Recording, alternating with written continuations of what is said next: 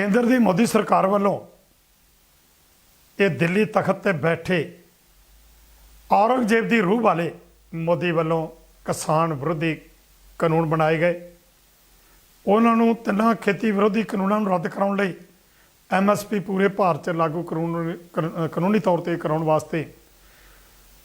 जो कि पंजाब के किसानों वालों शुरू किया होया संघर्ष अज पूरे देश दे विच पूरे जोबन ते है।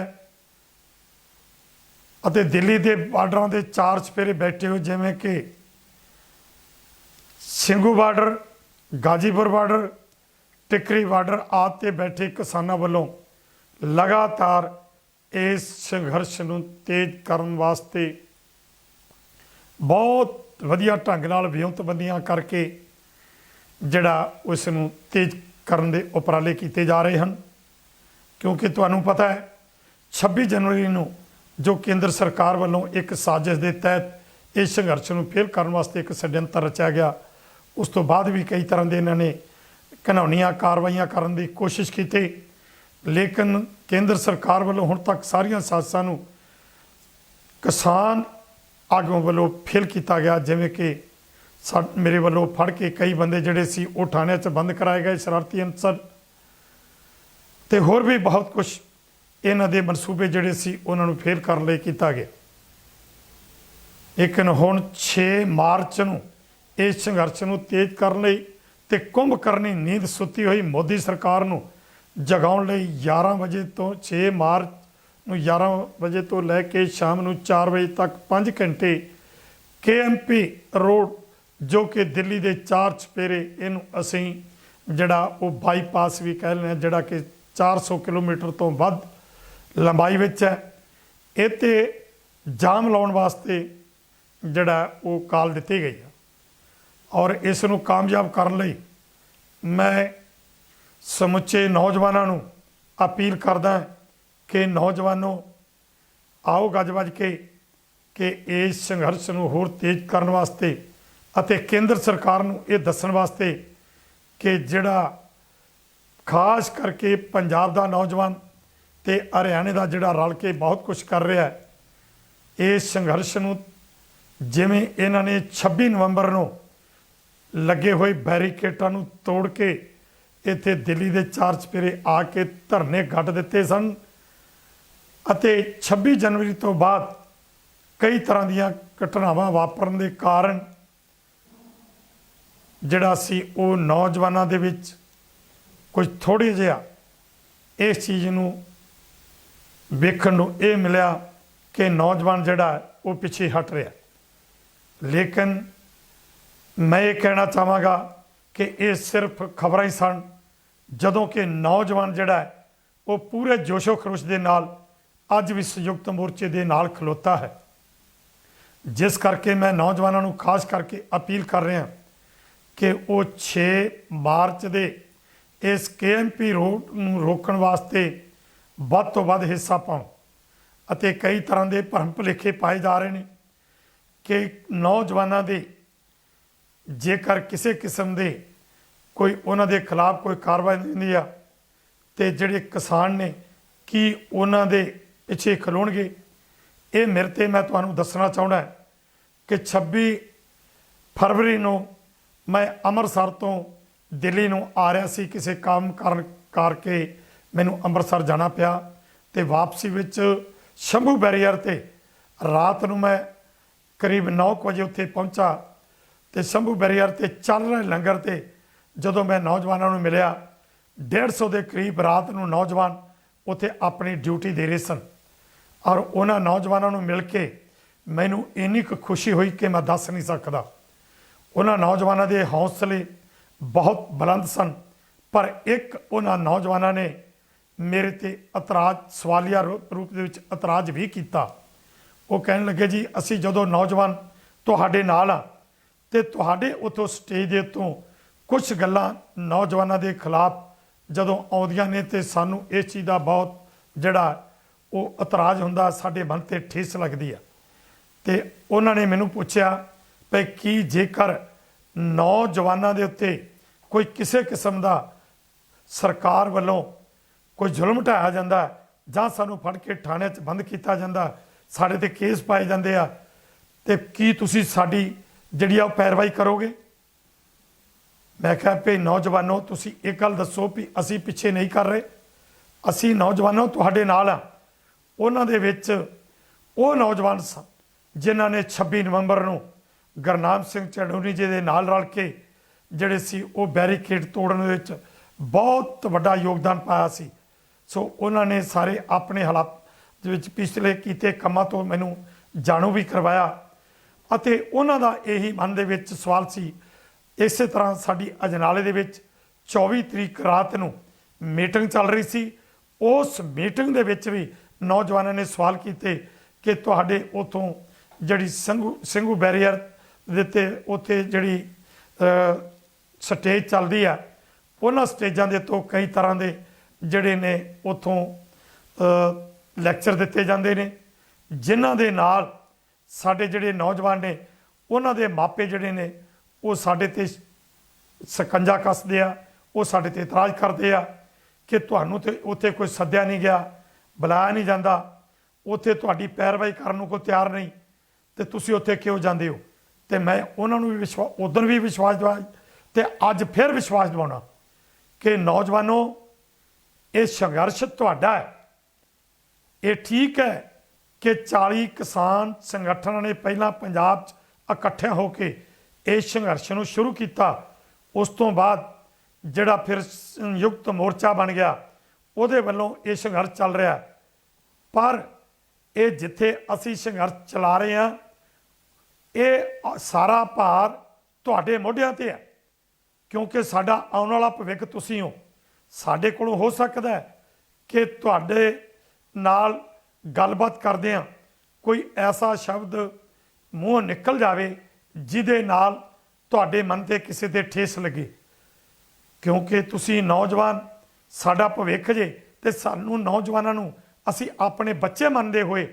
ਤੁਹਾਡੇ ਤੇ ਕੋਈ ਇਸ ਤਰ੍ਹਾਂ ਦੇ ਜਿਹੜਾ ਉਹ ਖਿਲਾਫ ਕੋਈ ਸਟੇਜ ਤੋਂ ਬੋਲਿਆ ਵੀ ਜਾਵੇ, ਉਹਨੂੰ ਨਹੀਂ ਵੇਖਣਾ। ਨੌਜਵਾਨੋਂ ਮੈਂ ਇੱਕੋ ਬੇਨਤੀ ਕਰਾਂਗਾ ਕਿ ਤੁਸੀਂ ਇਹ ਗੱਲ ਤਾਂ ਮੰਨੋਗੇ ਕਿ ਇਹ ਸੰਘਰਸ਼ ਸ਼ੁਰੂ ਕਿਵੇਂ ਕੀਤਾ ਗਿਆ, ਕਿਸ ਤਰ੍ਹਾਂ ਪੰਜਾਬ ਦੀਆਂ ਪਹਿਲਾਂ 32 ਜਥੇਬੰਦੀਆਂ ਇਕੱਠੀਆਂ ਹੋਈਆਂ, ਉਸ ਤੋਂ ਬਾਅਦ ਸੰਯੁਕਤ ਮੋਰਚਾ ਬਣਿਆ। ਇਹ ਵੱਖਰੀ ਗੱਲ ਹੈ ਕਿ ਸਾਡੇ ਕੋਲੋਂ ਜਿਹੜੇ ਅਸੀਂ ਕਿਸਾਨ ਸੰਗਠਨ ਆ, ਕਿਸੇ ਨਾ ਕਿਸੇ ਮੌਕੇ ਕਿਸੇ ਕਿਸਾਨ ਲੀਡਰ ਕੋਲੋਂ ਕੋਈ ਗਰਮ ਉੱਤੇ ਬਿਨਾਂ ਸੋਚਣ ਤੋਂ ਜਾਂ ਸਮਝਣ ਤੋਂ ਜਜ਼ਬਾਤ 'ਚ ਆ ਕੇ ਕੋਈ ਗੱਲ ਨਿਕਲ ਗਈ ਆ, ਯਾਰ ਉਹਨੂੰ ਨਾ ਤੁਸੀਂ ਧਿਆਨ 'ਚ ਲਾਓ, ਉਹਨੂੰ ਤੁਸੀਂ ਭੁੱਲ ਜਾਓ। ਇੱਕ ਵਾਰ ਸਿਰਫ ਇਹ ਸੰਘਰਸ਼ ਜਿਹੜਾ ਜਿਹਨੂੰ ਲੜ ਰਹੇ ਹੋ, ਇਹ ਤਿੰਨੇ ਜਿਹੜੇ ਖੇਤੀ ਵਿਰੋਧੀ ਕਾਨੂੰਨ ਨੇ ਇਹਨਾਂ ਨੂੰ ਰੱਦ ਕਰਾਉਣ ਲਈ ਅਤੇ MSP ਕਾਨੂੰਨ ਦੇ ਤਹਿਤ ਪੂਰੇ ਭਾਰਤ 'ਚ ਲਾਗੂ ਕਰਾਉਣ ਲਈ, ਤੇ ਇਸ ਤੋਂ ਅੱਗੇ ਹੋਰ ਵੀ ਮੰਗਾਂ ਨੇ। ਪਰ ਇਹ ਮੰਗਾਂ ਮਨਾਉਣ ਤੋਂ ਬਾਅਦ ਅਸੀਂ ਡਾਕਟਰ ਸਵਾਮੀਨਾਥਨ ਦੀ ਰਿਪੋਰਟ ਉਹ ਵੀ ਲਾਗੂ ਕਰਾਉਣੀ ਆ, ਹੋਰ ਬਹੁਤ ਸਾਰੇ ਮਸਲੇ ਨੇ। ਪਰ ਮੈਂ ਬੇਨਤੀ ਕਰਾਂਗਾ ਕਿ ਜੇ ਤੁਸੀਂ ਆਹ ਸੰਘਰਸ਼ ਜਿੱਤ ਲੈਂਦੇ ਹੋ ਤਾਂ ਫਿਰ ਤੁਹਾਡੇ ਵਾਸਤੇ ਅੱਗੇ ਰਸਤਾ ਖੁੱਲ੍ਹ ਜਾਏਗਾ। ਇੱਕ ਗੱਲ ਤੇ ਯਾਰ ਜ਼ਰੂਰ ਮੰਨਣੀ ਪੈਗੀ ਤੁਹਾਨੂੰ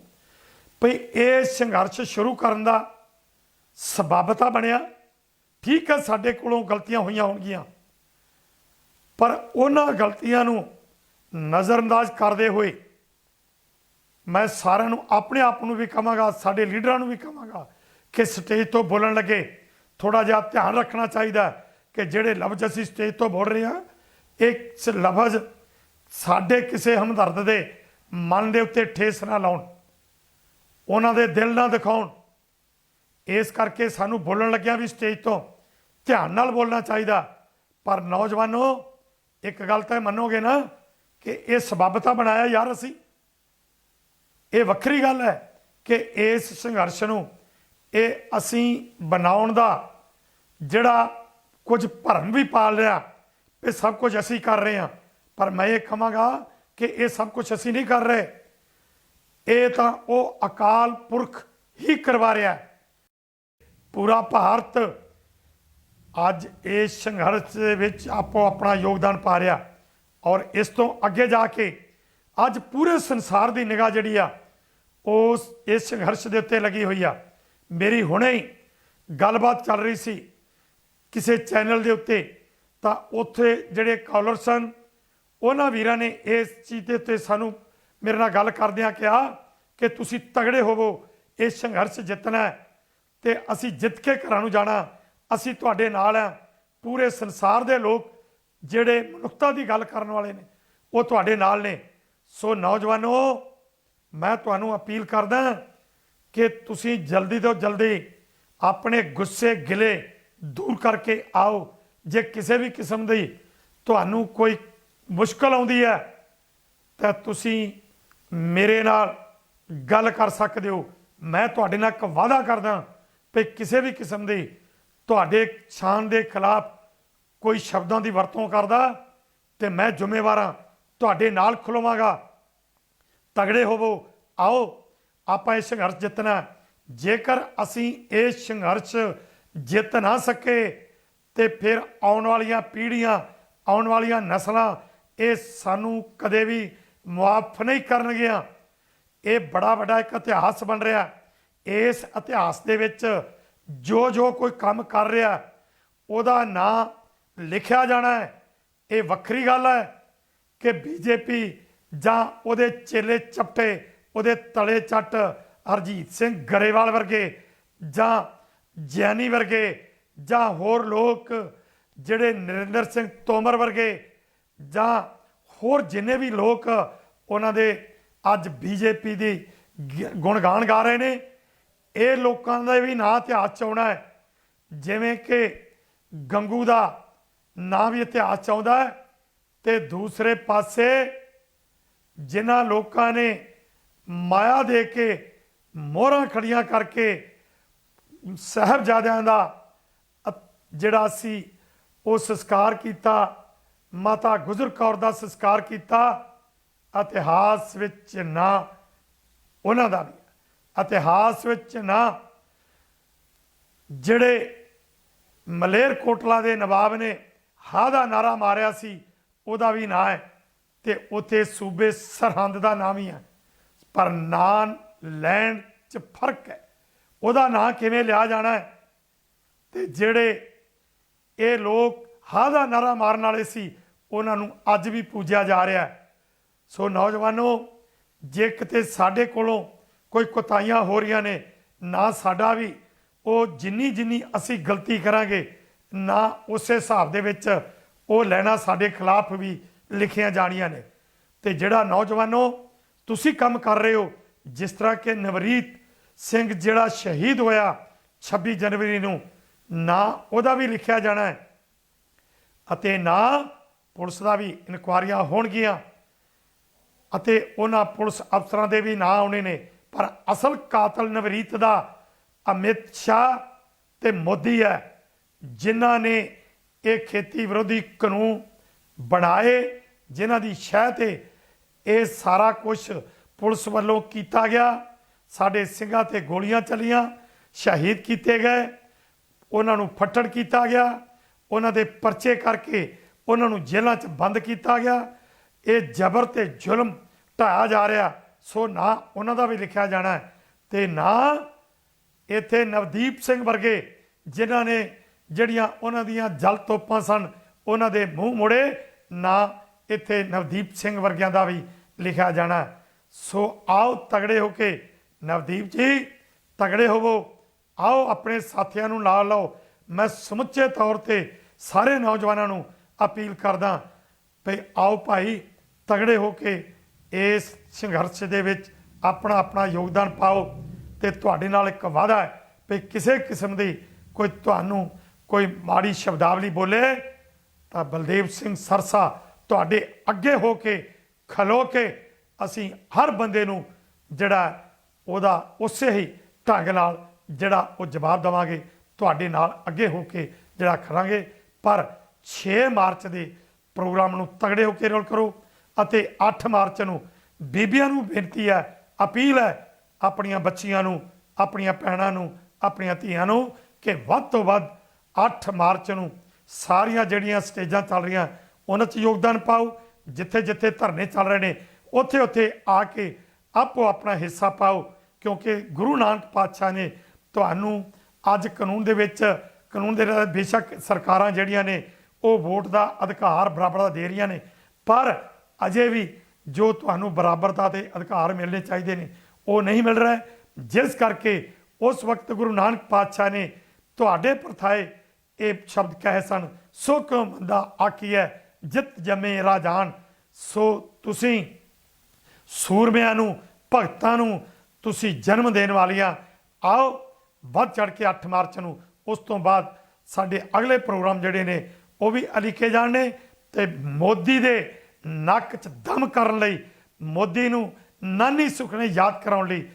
ਭਾਰਤ ਦੇ 5 ਸੂਬਿਆਂ 'ਚ ਜਿਵੇਂ ਕਿ ਤਾਮਿਲ ਆਦਿ 'ਚ ਇਲੈਕਸ਼ਨਾਂ ਹੋ ਰਹੀਆਂ ਨੇ, ਇਹਨਾਂ ਇਲੈਕਸ਼ਨਾਂ 'ਚ ਉਹਨੂੰ ਹਾਰ ਦਿਵਾਉਣ ਲਈ ਜਿਹੜਾ ਇੱਥੋਂ ਕਿਸਾਨੀ ਜਿਹੜੇ ਮੋਰਚੇ ਚਲਾ ਰਹੇ ਨੇ, ਕਿਸਾਨੀ ਸੰਘਰਸ਼ ਚਲਾ ਰਹੇ ਕਿਸਾਨ ਸੰਗਠਨਾਂ ਵੱਲੋਂ, ਆਗੂਆਂ ਵੱਲੋਂ ਉੱਥੇ ਵਹੀਰਾਂ ਕੱਤ ਕੇ ਜਾਇਆ ਜਾਵੇਗਾ। ਉੱਥੋਂ ਦੇ ਕਿਸਾਨਾਂ ਨੂੰ ਵੀ ਜਾਗਰੂਕ ਕੀਤਾ ਜਾਏਗਾ। ਵੈਸੇ ਤਾਂ ਉੱਥੋਂ ਦਾ ਕਿਸਾਨ ਪਹਿਲਾਂ ਹੀ ਬਹੁਤ ਜਾਗਰਤ ਹੈ, ਫਿਰ ਵੀ ਅਸੀਂ ਆਪਣੀ ਡਿਊਟੀ ਨਿਭਾਉਂਦੇ ਹੋਏ ਉੱਥੇ ਵੀ ਹਾਜ਼ਰੀਆਂ ਲਵਾਵਾਂਗੇ। ਸੋ ਆਓ ਸਾਰੇ ਰਲ ਕੇ ਆਪਾਂ ਇਸ ਸੰਘਰਸ਼ ਨੂੰ ਜਿੱਤਣਾ ਤੇ ਮੋਦੀ ਦੇ ਨੱਕ ਦੇ 'ਚ ਦਮ ਕਰਨਾ, ਤੇ ਇਹਨੂੰ ਨਾਨੀ ਸੁਖਨੇ ਜਿਹੜੇ ਨੇ ਉਹ ਵਿਖਾਉਣੇ ਨੇ, ਤੇ ਅਸੀਂ ਆਪਣੇ ਇਤਿਹਾਸ ਨੂੰ ਦੁਹਰਾਉਣਾ ਹੈ ਤੇ ਜਿੱਤ ਪ੍ਰਾਪਤ ਕਰਕੇ ਹੀ ਜਾਣਾ ਹੈ। ਵਾਹਿਗੁਰੂ ਜੀ ਕਾ ਖਾਲਸਾ, ਵਾਹਿਗੁਰੂ ਜੀ ਕੀ ਫਤਿਹ। ਵਾਹਿਗੁਰੂ ਜੀ ਕਾ ਖਾਲਸਾ, ਵਾਹਿਗੁਰੂ ਜੀ ਕੀ ਫਤਿਹ। ਕੇਂਦਰ ਦੀ ਮੋਦੀ ਸਰਕਾਰ ਵੱਲੋਂ ਇਹ ਦਿੱਲੀ